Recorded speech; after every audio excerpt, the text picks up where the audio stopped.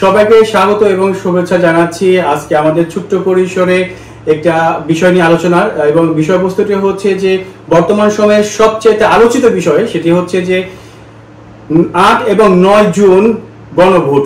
ইতালিতে যে গণভোট হচ্ছে হ্যাঁ এবং না ভোটের দেওয়ার জন্য, এখানে কিন্তু বাংলাদেশিদের স্বার্থ সংশ্লিষ্ট অনেক বিষয় রয়েছে। এই ব্যাপারগুলি আমরা আলোচনা করব। তা আমি পরিচয় করে দিচ্ছি সার্ভিস ইতালিয়ার চেয়ারম্যান মোহাম্মদ মনির এবং বিশিষ্ট সাংবাদিক মিনাজ হোসেন। তারাও আমাদের আলোচনায় থাকছে এবং গুরুত্বপূর্ণ কিছু কথা বলবেন। আমি শুরুতেই আমাদের সার্ভিস ইতালিয়ার কর্ণধার বা চেয়ারম্যান মোহাম্মদ মনিরকে জানতে চাচ্ছি যে আসলে এই যে গণভোটটা হচ্ছে এর মানে কি? মানে আমরা যতটুকু জানি যে ইতালিতে নাগরিকত্ব পেতে গেলে বা এখন যে আইনটা আছে 10 বছর সময়সীমা মানে আমাদের অপেক্ষা করতে হয়। তো এই গণভোটের মাধ্যমে আমাদের কি ধরনের সুযোগটা আসতে পারে? ধন্যবাদ মনির ভাই। আজকে যেমন 8 তারিখ এবং 9 তারিখে যে গণভোট হবে, গণভোটটা শুধু একটা নয়, এখানে আরো 5টি ক্যাটাগরি আছে। 5টি ক্যাটাগরি পরে বলবো। আমাদের যেমন আগে 10 বছর রেসিডেন্ট থাকাকালীন কারণে আমরা যেমন চিতাদিয়াঞ্চা দোমান্দা করতে হয়, এখন 5 বছরের জন্য করতেছে। তো এখন আমরা ব্যাপারটা হচ্ছে যে আগে আমাদের 10 বছর যেটা লাগতো, এখন আমাদের হ্যাঁ ভোটের যে যদি জয়যুক্ত হয় তাহলে আমরা 5 বছরে সেটা পেতে যাচ্ছি। জি, 5 বছরে পেতে পারি। এবং আরো কিছু কথা আছে, যেমন আমরা করি এলো, যেমন ল্যাবরেটরি, যেমন আমরা কাজের ক্ষেত্রে যে লোকগুলো আমরা ইনডিটারমিনেট কন্ট্যাক্ট থাকে, বিভিন্ন রকম কন্ট্যাক্ট করে আমরা ছোট ছোট কন্ট্যাক্ট হই, এরা যে কোনো সময় মালিক ইচ্ছা করলে বাইর করে দিতে পারে।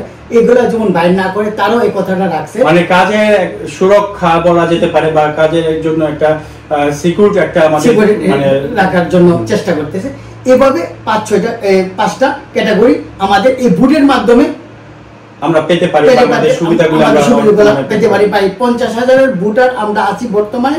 মানে আমাদের বাংলাদেশ কমিউনিটিরা 50,000-এর মতো মানে পাসপোর্ট জন্য দোমান্দা করতে পারবে এমন একটা।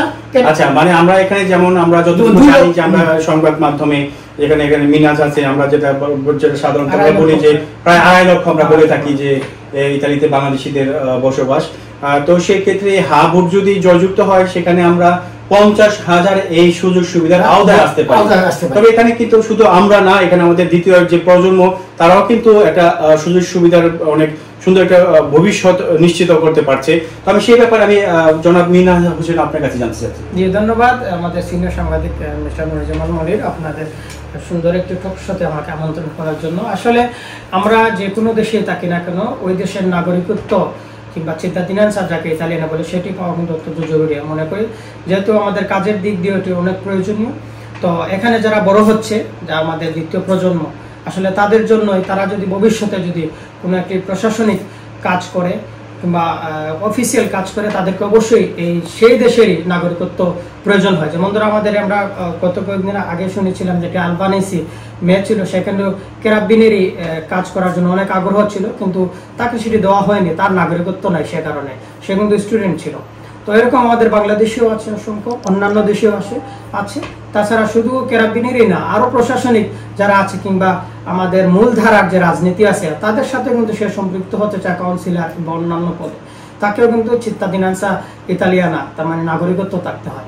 তো আমি মনে করি যে যদি আমরা এখানে অসংখ্য আমরা প্রবাসী বাংলাদেশি রয়েছি অনেক পুরাতন দীর্ঘদিন থেকে, তারা যদি এই হা না ভোটের জন্য আমন্ত্রণ জানাই বা আমরা হা না ভোট দিয়ে জয়যুক্ত করতে পারি, আমাদের এই বিশেষ করে দ্বিতীয় প্রজন্মদের জন্য ভালো একটা সুফল বয়ে আনতে পারে। পাশাপাশি আমি এটা বলি, এখানে অনিয়মিত যারা আছে, ইতালিতে অনেক অনিয়মিত হয়েছে, তাদের ক্ষেত্রে কিন্তু ভালো একটা, যেমন ধরে বর্তমান সরকার কিন্তু অনিয়মিতের জন্য কঠোর, আগে থেকেই এই সরকার ক্ষমতার আশা রাখতে কিন্তু সেই সরকার অনিয়মিতদের জন্য ছিল। তো আমি মনে করি যে অনিয়মিত যারা বসবাস করছেন, যদি হা দিয়ে আমরা জয়যুক্ত হতে পারি, তাহলে সরকারের একটু নরম হয়ে যেতে পারে। মানে সরকার এই হাবুটের মাধ্যমে যে কঠোর যে অবস্থাটা আছে, সেখানে কিছুটা নমনীয়তা বা শিথিল হওয়ার কিছু সম্ভাবনা আছে। আসলে এটা কিন্তু খুবই গুরুত্বপূর্ণ একটা ব্যাপার। আর আমি যেমন মিনা যে আলবানিসের যে কথা বললো, তো আমি সাংবাদিকতার সূত্রেই আমি একজন বাংলাদেশির কথা বলছি, আমাদের সকলের সুপরিচিত, বহুদিন ধরে এই ইতালিতে আছে।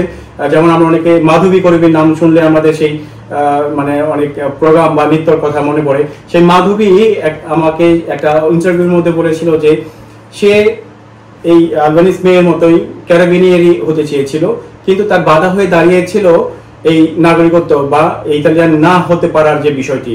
আজকে যদি তার ইতালিয়ান সে নাগরিকত্ব পেত, তাহলে কিন্তু সে আজকে আমাদের কমিউনিটির মুখ উজ্জ্বল করতে পারতো, তার স্বপ্ন পূরণ হতো। তো এমন অনেক স্বপ্ন রয়েছে যে হয়তোবা আমাদের অজান্তেই কালো একটি অধ্যায়ের মধ্যে রয়ে গেছে।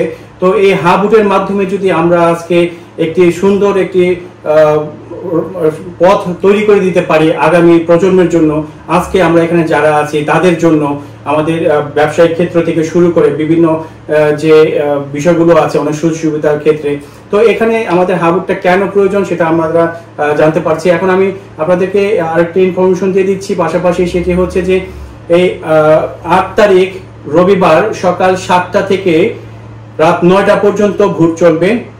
যারা এখানে ইতালিয়ান হয়েছেন বাংলাদেশিরা, তারা অবশ্যই যেন সেই ভোট কেন্দ্রে গিয়ে আপনারা আপনাদের মতামত জানাবেন। এবং পরের দিন সোমবার 9 জুন সকাল 7টা থেকে বিকাল 3টা পর্যন্ত ভোট গ্রহণ চলবে। সুতরাং এই 2 দিন যাদের সময় সুযোগ যেভাবে আপনাদের সুবিধা মতো গিয়ে আপনারা ভোট প্রদান করবেন এবং আমাদের যে বর্তমান সময় এবং আমাদের যে ভবিষ্যৎ এবং আমাদের যে অবস্থান আরো শক্তিশালী করার জন্য আপনারা এগিয়ে আসবেন।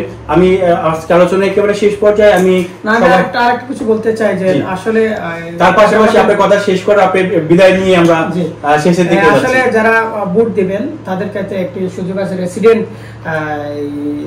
যেখানে আপনি অবস্থান করছেন রেসিডেন্ট, যদি আপনি ভোটার কার্ড যদি আপনার বাসায় না পৌঁছায়, তাহলে আপনার যে কমিউনিটিতে আপনি অবস্থান করছেন, যে ইউনিয়নের পৌরসভায় বলে, সেখান থেকে কিন্তু আপনি সেটা ভোটের দিন পর্যন্ত কিন্তু আপনি সংগ্রহ করতে পারেন যদি এর আগে সময় না পান, সেটার সুযোগ রয়েছে। তো আমি বিশেষ করে এখানে ইতালি প্রবাসী যারা অবস্থান করছেন নিয়মিত অনিয়মিত এবং দীর্ঘদিন 5 বছর 10 বছর তারও অধিক, তো আমি সকলকে অনুরোধ করব আপনাদের পরিচিত আত্মীয় স্বজন পরিবার পরিজন বন্ধু বান্ধব যারা আছে পুরাতন, তাদেরকে অবশ্যই অনুরোধ করবেন তারা যেন 8 এবং 9 জুন গণভোটে অংশগ্রহণ করে ভোট দিয়ে এবং আমাদের প্রবাসীদের জন্য একটা আগামী ভবিষ্যতের জন্য একটা ভালো একটা সুফল বয়ে আনতে পারে এবং এতে করে আমাদের প্রবাসীদের স্বার্থ রক্ষা হলে উন্নয়নও হবে এবং আমরা আগামী দিন আমাদের প্রজন্মদের নিয়ে আরো এগিয়ে যেতে পারবো বলে মনে করি।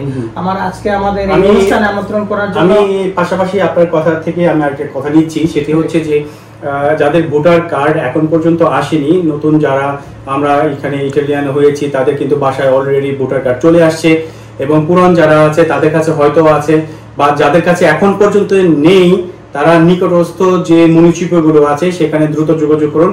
মিনাজ যে কথাটি বললো, ভোটের দিনও কিন্তু আপনারা সংগ্রহ করতে পারেন। তো ধন্যবাদ মিনাজ আপনার সুন্দরকে তথ্য দেওয়ার জন্য। আমি একেবারে শেষ পর্যায়ে আমি আমাদের দর্শকদের কাছ থেকে বিদায় নেওয়া এবং শেষ কথা বলার জন্য অনুরোধ করছি। ওকে মনির ভাই ধন্যবাদ, মিনাজকেও ধন্যবাদ এবং আমি সার্ভিস ইতালিয়া থেকে বলছি। আপনাদের কাছে অনুরোধ করব, আমরা বাংলাদেশি যতজন ইটালিয়ান আছি যেভাবে হোক রবিবার এবং সোমবার যেভাবে কাজটি সুন্দর করে দিবেন এবং বুটগুলা সংগ্রহ করবেন এবং অনুরোধ থাকলো আপনাদের কাছে। ধন্যবাদ। পাশাপাশি আমি আরেকটা কথা বলে রাখছি, আমাদের বাংলাদেশিরা কিন্তু ভোট দেওয়ার ক্ষেত্রে অনেক নষ্ট করে ফেলেন। সুতরাং ভোট দেওয়ার আগে কিভাবে সঠিকভাবে ভোট দিতে হবে সেটাকে আপনারা একটু জেনে নেবেন, কিভাবে আপনাদের ক্রসটা করতে হবে। অনেক সময় আমরা টিক চিহ্ন দিচ্ছি, টিক চিহ্ন দিয়ে ক্রসটা দিতে হবে এবং অনেক সময় দেখা যাচ্ছে যে ভুলবশত আমাদের সেই ভোটগুলো নষ্ট হচ্ছে। সুতরাং এই ভুল যেন আমাদের করা যাবে না এবং আমরা যারা এখানে ভোটার রয়েছি তাদেরকে আমি আবারও শেষবারের মতো অনুরোধ করছি, আপনারা আপনাদের যে অধিকার, ভোটারের অধিকার, সেটা প্রয়োগ করুন। এখানে প্রবাসী যারা আছে, আগামী প্রজন্ম যারা আছে, তাদের সুন্দর একটি ভবিষ্যৎ নিশ্চিত করুন। সকলে ভালো থাকবেন, সুস্থ থাকবেন।